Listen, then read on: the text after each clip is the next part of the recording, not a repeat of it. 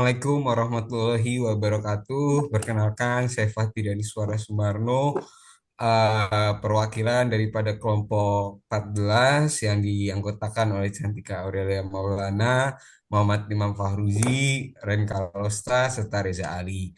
Hari ini kita akan berdiskusi berkaitan tentang perusahaan anjak piutang. Baik, silakan dilanjutkan yang pertama. Oke, sebelum kita bahas tentang anjak piutang, kalian tahu nggak sih anjak piutang itu pengertiannya apa?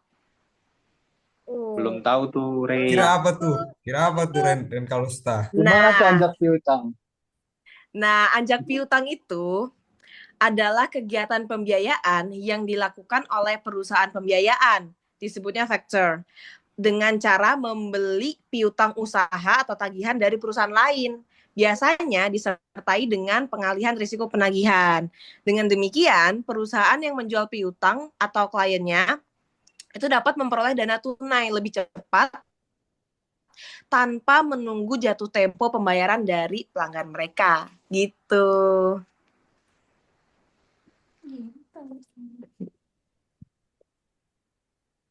Oh begitu. Gitu ya. Oh gitu, baik. Eh Silakan dilanjutkan yang Eh, kedua, Nah, Cantika. setelah Ren tadi menjelaskan pengertian dari ajak piutang sendiri, nah kalian pada tahu nggak bentuk hukum dari perusahaan ajak piutang dan status hukumnya sebagai perusahaan pembiayaan sendiri? Ada yang tahu nggak? Gimana tuh Ya, bentuk hukumnya kira-kira apa nih, Nggak tuh? tahu. Cantika? Apa nih kita nggak tahu? Wah, nggak tahu tuh. Kita nggak tahu. Bentuk hukumnya gimana tuh? Nah, kalau untuk bentuk perusahaan anjak piutang atau factoring company itu tuh wajib berbentuk badan hukum perseroan terbatas atau PT yang berdasarkan hukum Indonesia. Hal ini juga merujuk pada pasal 2 ayat 2 dalam peraturan OJK nomor 29 garing POJK titik 05 garing 2014 tentang penyelenggara usaha perusahaan pembiayaan. Yang di situ dijelaskan bahwa perusahaan pembiayaan itu wajib berbentuk perseroan terbatas dan dilarang dimiliki oleh perorangan gitu. Jadi bentuk hukum dari perusahaan anjak piutang itu adalah PT atau perusahaan perseroan terbatas.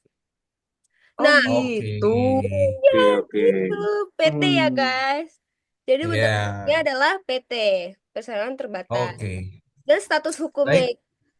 dan status hukumnya itu adalah lembaga keuangan non-bank yang kegiatan usahanya itu dikhususkan untuk pembiayaan gitu. Jadi Oh itu. Eh, iya, kayak gitu. Jadi dia tuh non-bank, terus abis itu perusahaan anjak piutang itu juga salah satu jenis perusahaan pembiayaan yang kegiatannya itu juga membeli atau mengambil alih piutang dalam waktu jangka pendek milik perusahaan lain, kayak gitu. Oh gitu. Oh Iya, gitu.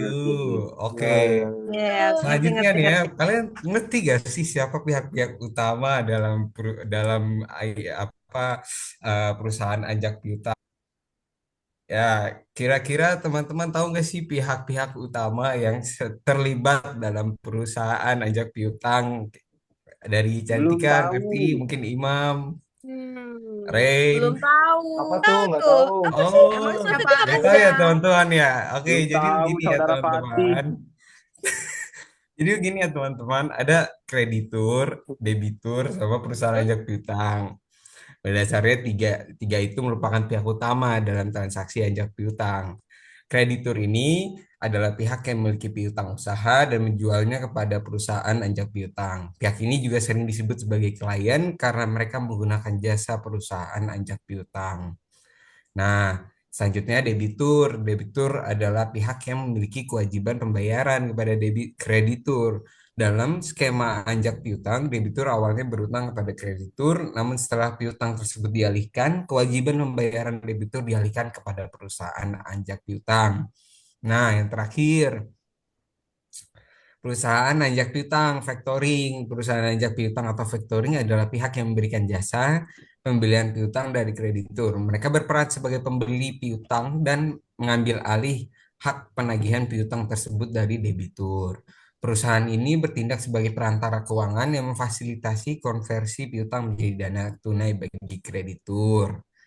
Begitu, teman-teman. Saya Oke, Oh dimengerti? saudara gitu. Fatih. Mengerti, Bisa mengerti, saudara dimengerti. Fatih. Jelas. Oh Oke, iya, silakan oke. lanjutkan teman-teman diskusi ini. Ya, Oke, tadi kan udah dijelaskan tuh mengenai pihak-pihak apa aja yang dalam anjak piutang. Nah, sekarang saya akan menjelaskan mengenai mekanisme pembiayaan anjak piutang. Udah ada tahu belum nih mekanismenya bagaimana aja? Nggak tahu Wah, kayak nggak gimana Nggak tahu tahu, tuh mekanismenya. Bang. gimana. dari awal ini ya, dari Oke, Kita awal nggak tahu Gimana nih. tuh, Bang? Wah, jadi mekanismenya ini lumayan panjang ya. Yang pertama itu dimulai itu dari transaksi jual beli barang atau jasa yang menggunakan sistem pembayaran kredit dulu. Nah, perusahaan pemilik piutang ini yang disebut Fatih tadi sebagai kreditur, ini akan mengajukan permohonan anjak piutangnya ini kepada perusahaan anjak piutang untuk mendapatkan sebuah dana dengan menjual atau mengalihkan piutangnya tersebut kepada perusahaan anjak piutang itu. Nah, mekanisme selanjutnya setelah pengajuan itu disetujui, maka perusahaan anjak piutang ini akan membayar sejumlah dana kepada si kreditur sesuai perjanjian yang telah dibuat. Nah, selanjutnya mengenai penagihan piutang itu akan beralih ke perusahaan anjak piutang yang akan menagih si debitur ini sesuai jatuh tempo yang telah disepakati. Nah, selanjutnya pembayaran dari debitur kepada perusahaan anjak piutang ini menjadi sumber pengembalian dana pembiayaan. Dan nantinya jika piutang telah lunas, maka proses itu selesai dan perusahaan anjak piutang itu mendapatkan imbalan sesuai dengan kesepakatan yang ada.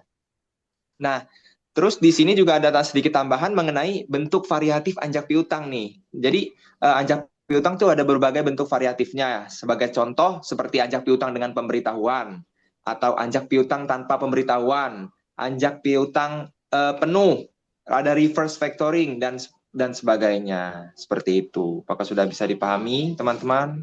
Oh gitu ternyata mekanismenya. Oh gitu ternyata. iya. Paham, Baru paham. tahu jadi dapat apa pemahaman baru ya, teman-teman. Oh iya, betul, Ya. Saudara Fatih. ternyata. Selanjutnya apa lagi nih yang perlu kita ketahui tentang anjak piutang? Oh iya, Iya, ada ada lagi lagi Iya. nggak? nggak ya? Ada lagi? Jadi untuk anjak piutang ya kawan-kawan, ada Mhm.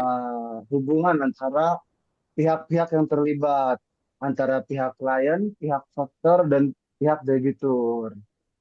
Apa Gimana aja tuh, sih Bang? hubungan hukumnya? Ada yang tahu nggak? Belum Nggak tahu, Oh, tahu, nggak Bang. tahu Gimana emang tuh. kayak hukumnya? Apa gimana tuh? Apa aja hukumnya? tuh dari Oh, pihak klien, dari pihak apa lagi tuh tadi?